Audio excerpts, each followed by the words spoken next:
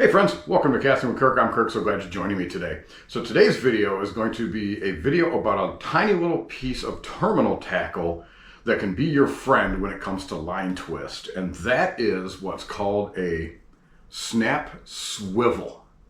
Okay? Now the snap swivel, it's similar to, we did a video on just a regular snap lock, but the snap swivel has literally a swivel in the middle. This one's what's called a ball bearing swivel because it's got little tiny ball bearings that allow the snap to spin. Now the reason you want something like that is to prevent line twist. Line twist can happen when you're using lures that are spinning in the water, not just say the tail or a certain portion of the lure itself, but the whole lure is turning.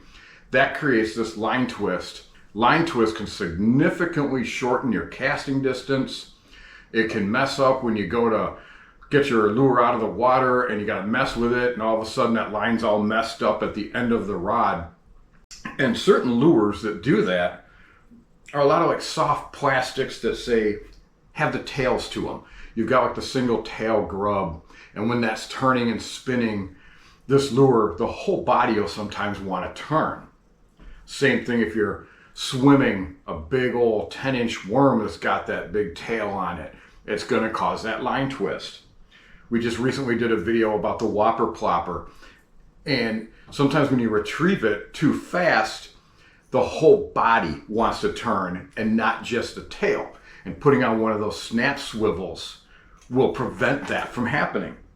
One of my favorite lures that causes line twists, and you pretty much have to have a snap swivel, that's the pre-rigged Chuck's worm. But this thing without a snap swivel, when it just turns and goes through the water, it will curl up your line so bad. And now the way you rig this is you tie on to the end of your line with your favorite knot that snap swivel.